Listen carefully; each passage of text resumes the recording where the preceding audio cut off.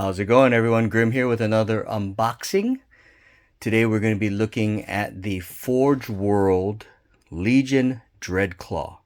Specifically, this is the Anvillus pattern Dreadclaw, which is a type of drop pod used by Chaos Space Marines in Warhammer 40k 9th edition. Some background on this. Last time I did an unboxing of the Space Marine drop pod, which was basically a repurposed ship escape pod that was used to rapidly deploy Space Marines from orbit to a planet's surface. Well, the Dreadclaw is a more durable and deadlier version of that drop pod, and it actually looks very different from the normal drop pod. Once we open this box, you'll kind of see what I'm looking at, or I'm talking about. Unlike the Space Marine drop pod, though, this Dreadclaw could also be used for ship-to-ship boarding tactics, where you could shoot your Dreadclaws to the enemy ship, and your troops could then board that ship that way. It has the ability to fly, which means it can move after deployment. The regular Space Marine drop pod, once it's deployed onto the battlefield in the Warhammer 40k tabletop gaming, it can't move after that. But with the Dreadclaw can move, and the Dreadclaw, as we'll see, has some interesting abilities that the Space Marine drop pod does not. Now, in 9th edition, the Dreadclaw is exclusively used by Chaos Space Marine factions. The regular Loyalist Space Marines do not have access to this, just like how the Chaos Space Marines do not have access to the standard Space Marine drop pods. Some stats on this. This retails from the Forge World website for $123 or 79 British pounds. It is a fast attack, unlike the Space Marine drop pod, which is a dedicated transport. It's 115 points in 9th edition as of this recording. Of course, Games Workshop can always change those points, but right now it's at 115. You have one model per unit, and its movement is 12 inches. It has a weapon skill of 4+, strength 6, toughness 6, wounds 9, which is pretty good, attack 4, leadership 8, and an armor save of 3+. It can hold 10 infantry. Unlike the Space Marine drop pod, however, you could choose to hold 5 jump pack models or 5 Terminators. So that's a pretty cool difference between the two. But like the drop pod, the Space Marine drop pod, it starts the battle off the battlefield as a type of reinforcement, which is similar to strategic reserves. And on the first, second, or third turn, you can deploy this onto the battlefield within 9 inches of the enemy. And any units that are embarked within the Dreadclaw drop pod can immediately disembark. So that's very similar to the Space Marine drop pod. Now, while it has no ranged weapons, it does have melee weapons called blade struts. And so when we look at it, you'll see what I'm talking about with the blade struts. Its strength is ×2. So we're looking at strength 12. AP -4, which is fantastic. And then flat damage 3. This is definitely a model designed to take on armor units, where its strength 12 is almost guaranteed to wound, and its AP -4 is almost guaranteed for your enemy to fail their save, and damage 3 with 4 attacks. So let's say, 50%, because it's a weapon skill 4+. So 2 out of those 4 attacks hit. They're almost guaranteed both going to wound, and they're almost guaranteed both going to have failed saves against them with the AP -4. So you're looking at 6 damage per turn. Not too shabby, not the greatest, but considering this is supposed to be a transport and not necessarily a heavy model or unit designed to take on armor, this can kind of do some damage to your enemy's armor assets. The only downside is that it's toughness 6, so it's not that durable. Now, like I said before, it has no ranged weapons, but it does have something called thermal jets, which is a type of war gear. And basically, this thing is even better than ranged weapons, because anytime the Dreadclaw moves, and remember, it can fly. It has that fly keyword ability. So anytime it moves or flies over another unit, you can choose one of those units to suffer basically mortal wounds. You roll a d6 for that unit, and on a 2 to 5, it suffers d3 mortal wounds. On a 6, it'll suffer d6 mortal wounds. All right, this is its best feature. Think about it. Aside from rolling a 1, you are almost guaranteed to cause mortal wounds to the enemy unit you fly over. That is way better than some of the bombing abilities that certain flyers and aircraft have with other factions, okay? Most of those bombs, first of all, you can only use it once per battle, and it's like you could roll a bunch of d6s, but only on a 4+ or only on a 5+ for those d6 rolls will you be able to cause mortal wounds. This one is almost guaranteed you're going to cause at least one mortal wound, because you're rolling anywhere from 2 to 6 will be successful. And then 6, of course, is a d6 mortal wounds. And with thermal jets, it's not a once per battle use. You use this ability anytime the Dreadclaw moves over an enemy unit. When they take a normal move, when they fall back, when they advance, when they charge, when they pile in, when they consolidate, the Dreadclaws, if they are moving over any model in that unit, you use the thermal jet ability. So that's pretty awesome. In a particular turn, you could conceivably use this 4 times. I mean, it's probably unlikely you will, but you could conceivably use this 4 times in one turn, where you move over a unit in your move phase, and then you charge over a unit in the charge phase, and then you pile in over a unit, and then you consolidate over a unit. 4 different times where you have the chance to use these thermal jets, and they're mortal wounds. So that's really, really powerful if you think about it. Unfortunately, they're not dedicated transports, which means because they're fast attack, you can only really have 3 of them in your army at any given time because of the rule of 3. So you can only have 3 of these. It'd be cool if they were dedicated transports, but I can see how that would be overkill.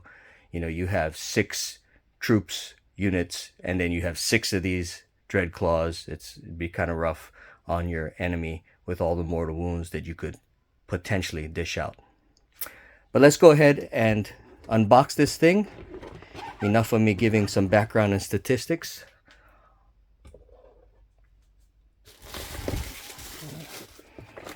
Standard baggie from Forge World, and you can kind of see, right? And we will go into this. You can kind of see what I'm talking about when I talk about the blade struts. That's what this thing right here is. Okay, you have that. All right, here's a beautiful instruction manual. So detailed. And I am being so sarcastic. All right.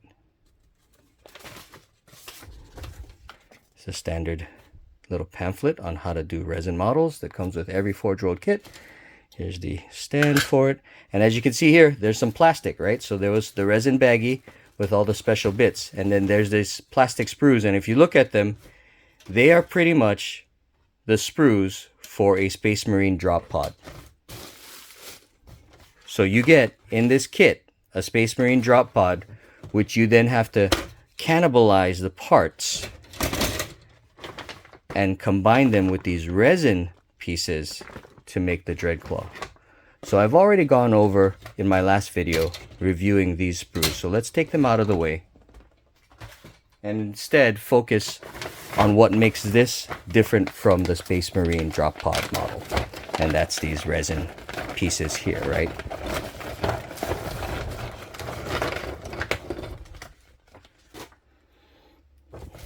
So this is all gates that we remove.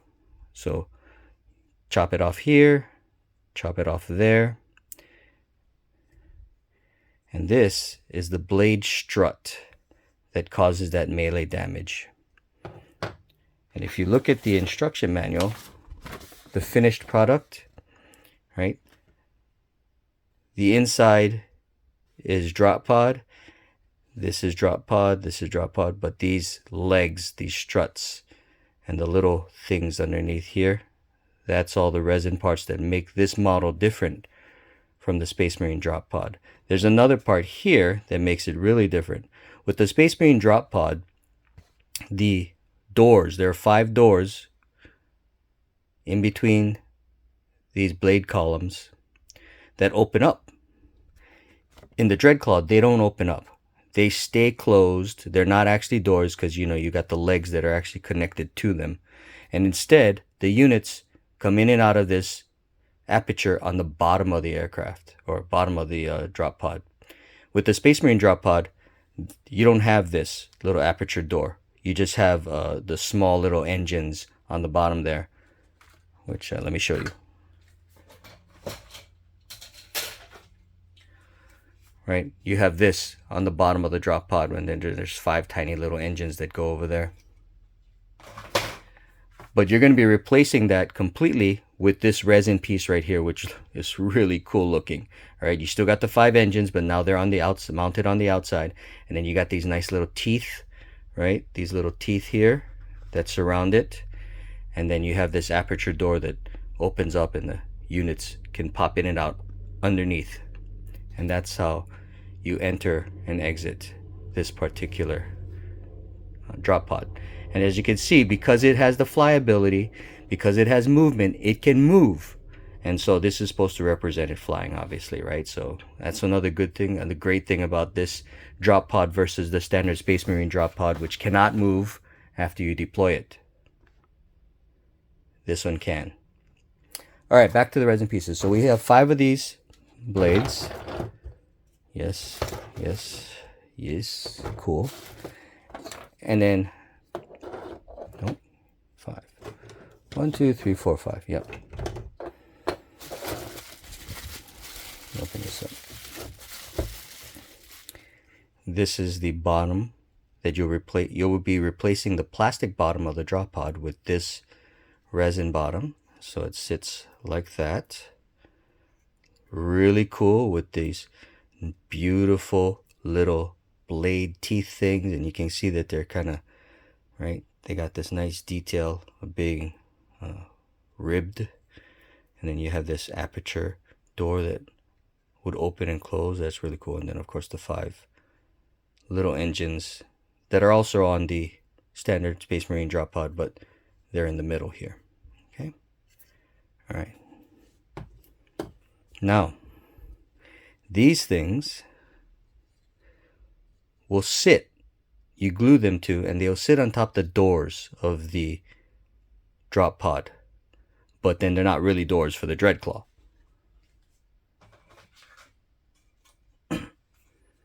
So this is the door for a drop pod. On the Dreadclaw, like I said, it's not a door, it's kind of just a wall, because they don't open and close. And then this thing will sit right there, just like that. And as you can see, right, you have this little part here, and then here you can you see where it's also kind of, there's a little bit of a lip here so that it can fit the plastic, the little plastic things that are sticking out there. So they designed it pretty good. There shouldn't be anything on here that you have to, well, there is one thing, and I'll go over that in a little bit in a minute, but these little details all over the regular drop pod, right, like these columns, and then the little details on the doors, which are not really doors for the Dreadclaw, you don't have to sand away or remove any of that in order to fit the resin pieces onto it. They designed the resin pieces to fit nicely. Even if you look at this, right, this is supposed to sit like that on top of it, and you go look on the inside, you can see when they cast this, they actually purposely designed these little pits, because those pits fit perfectly to allow for these little dots so that you have a snug flush fit, and you don't have to cut these off in order to, you know, allow the resin to fit nicely. So you can see how it kind of, there's this little lip here, lip there, and it just goes right on top there, sits nicely on top there, flush. So that's really good engineering in terms of how they design the resin pieces to fit here. The only thing you do have to modify these plastic pieces in one regard, okay, and that's this part here. This is the actual hinge of the drop pod where this door can then open and close, all 5 of them surrounding the drop pod. You're not going to need that for the Dreadclaw because the Dreadclaw doesn't have opening and closing doors. These doors don't open and close. Instead, you have this which sits there, right? And so this whole thing doesn't open and close, and you have to cut that off so that this piece can fit flush right there as it goes up. So that's the only thing you really have to modify on the plastic kit part, is chopping off this hinge on the inside and the outside of the drop pod door, which is, once again, not a door for the Dreadclaw. Okay, but these are all good, right? You don't need this, you don't need the weapon. It doesn't have that weapon like the Storm Bolter or the rocket launcher or any of this. You can put this inside if you want to, but you don't really need to, because you won't see them, because unlike the drop pod, the Dreadclaw doesn't open and close. So you won't even see these little things in there, so no sense put them in. Okay.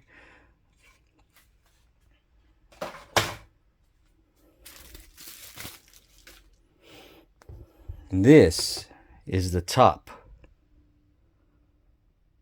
of the Dreadclaw. This kind of sits on it like that.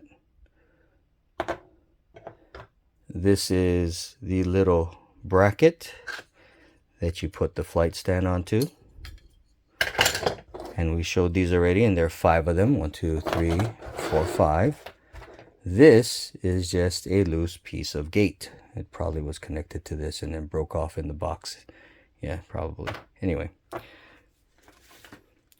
So if you look at the picture again of the drop pod, the Dreadclaw drop pod, right? You have this here, which is this part.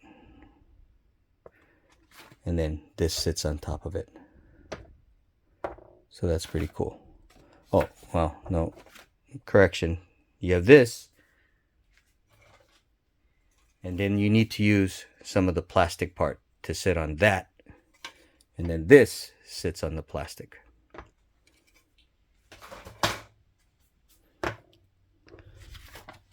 But that is pretty much it. A very, very cool looking model, in my opinion. A great fusion of plastic and resin. Like the Space Marine drop pod, very easy, in my opinion, just from looking at it, to assemble, because there are 5 of everything, right? There are 5 of these things. There are 5 of these blades that are double as legs, and then the plastic part, 5 doors, 5 columns, you know, all of that. And they're all exactly the same, interchangeable. You don't have to worry about, does this one fit on, you know, does this particular one go on this one, or maybe it's supposed to go on this one. They're all the same, so it doesn't matter, right? Should all fit either way. Okay, so that is the Anvillus patterned Dreadclaw drop pod. Once again, in 9th edition gameplay, used by the Chaos Space Marines, not by the Loyalist Adeptus Astartes. It has some amazing abilities that the standard drop pod does not, but it also costs a lot more. Not only in terms of the actual real world price of this particular model, but in terms of the points, right? The drop pod is 70 points, and this one is 115. The drop pod is a dedicated transport, which means you can have as many of them in your army as you have troop units. This one is a fast attack, so you can only have 3. But this can fly. It can move after deployment. It can attack, both melee and not range, but kind of light range with the thermojet mortal wound thing, over and over again. And It has this really cool bottom. I just love this thing. Okay, so look at that. I don't know. That's just some flash. All right, let's get rid of that flash. Right? But you look and it's really nice and solid piece of resin, nice and straight, right? I'm concerned about these, and I'm gonna have to look at them in more detail. But this one's a little curved, right? You can see it needs to be straightened out. But this one's straight, right? For the most part, they're straight because they have this gate that helped support it when they cast the mold. However, yeah, this one is definitely warped, which has to be straightened out. And then I bet a lot of these, although they're designed to be flush to the plastic, they're going to be warped enough where they're not flush. And I'm going to have to heat them up to bend them a little to kind of make them flush. There's going to be probably a lot of filling on these sides here. Well, maybe not, if we're lucky. These are some big gates. Okay, so look at this. All right. Here's a little tip. All right. You want to keep the model part here, but you want to get rid of the flash there. Look at the way the flash connects to the piece of the model. That is really easy to accidentally break off a piece of the model when you're trying to remove the flash. This is a bad mold design. I can understand why they needed to put a gate there so that it would not only just fill the whole thing from this, but you have to have some ability for the resin to flow into this part, right? So that to make sure this is all filled up in the mold. But look, that's going to be, it might be easy to remove without chipping the model piece, but it also might be really easy to chip the model piece. And look, right, you can see here, there's some mold area that you're going to have to, mold lines that you're going to have to sand off or cut off, right? Yeah. I don't think it's going to be too hard, but at the same time, I think it's going to be real easy to accidentally chip the plastic, the model piece when you try and remove the gate there. This one should be easy. You just take a little saw to it. Shouldn't be a problem because you can see the gate, because the gate is round and the model piece is squarish, right? The gate is actually smaller. So if you cut into it and it chips, it won't chip the outside of the model piece, which is what counts. If it chips on the inside, this is going to be standing on the ground, so nobody's going to really see that, but you don't want it to accidentally chip the outside here. These nice straight edges, you want to keep them nice straight edges. Of course, you can see the mold line problems here, right? But that's real minor. You can see here, this was not a nice fill. It's all bumpy. You're going to have to sand that down. And anytime you sand down resin, you have the potential to make it worse than it is, right? So something to keep in mind. You can see, I don't know if you can, yeah, there you go. You can kind of see there, the mold lines. That was crappy mold work, right? The resin didn't fill all the way in. Just the tiniest little gap between the resin and the mold caused that mold line. So that sucks. And then you have this part here, right? These little vents right next to the blades. And then you have this flash.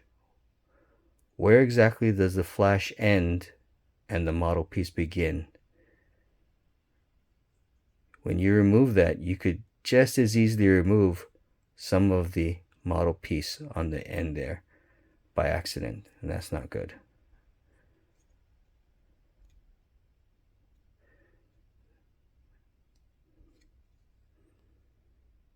Okay, look at that. See that? You got to be careful that you don't actually cut off too much of that flash and you cut into the model piece itself.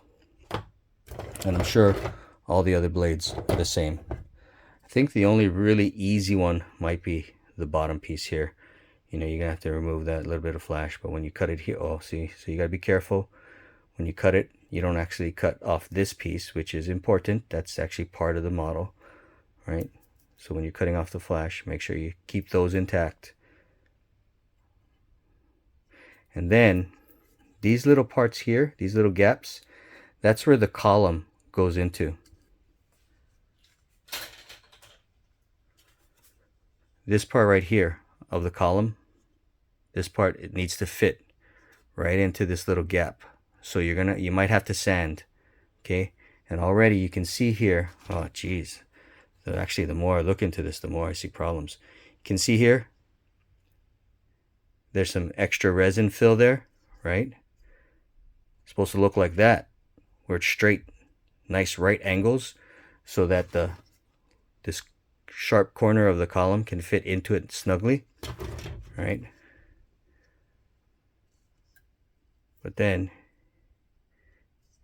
you got this one, and it's gonna be hard. You can't sand that off, right? It's such a small little space. You're not gonna be able to sand that. You're gonna have to try and cut that off with an X-Acto knife or something, or a razor blade, and then you have the potential of breaking your blade into the resin and not, you know, cutting it nicely enough so that it's at a nice right angle. Like even this one's not that nice. Maybe a nice right angle like how it's supposed to be here.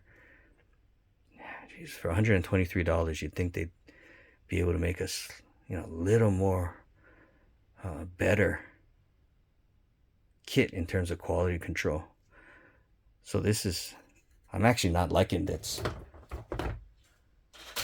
I know for most of you viewers, you might think that, looking at that, going, ah, that's minor. That's not a big deal. All right, but it is. In these small little cramped places, I think it is a big deal, because it's gonna be hard to get rid of that. What I'm gonna have to do is take this and cut that. Just cut that off right there, so that it seats into that because of all that little excess resin. I'm probably just gonna have to cut that off instead of trying to spend all my time digging into that to clean that up. Would I recommend this kit? Actually, by looking at it, yeah, it's got its problems, minor problems. If you remember the Warhound Titan I reviewed, oh, that had a lot more problems in terms of the resin casting. I think this is still a good kit. I still think it's worth it if you want to get this, because I think it looks absolutely cool. I just think it looks absolutely cool. Very deadly, mean looking. So it might be worth it to you. $123 is a bit much, but I think it's worth it. At least just to get it, to build it and paint it and have it at least one on display. Because it's a unique unit that most people don't play, that most people don't even know exists. But anyway, I've rambled on long enough. That is the unboxing of the Anvillus pattern Dreadclaw drop pod. If you noticed I said anything in error, made a mistake, please correct me in the comments. If you want to leave a comment about how you think this is a great model or a bad model or whatever, do so. If you enjoyed the video, like and subscribe to my channel. Thank you very much for spending this time with me, and I'll see you next time. Grim out.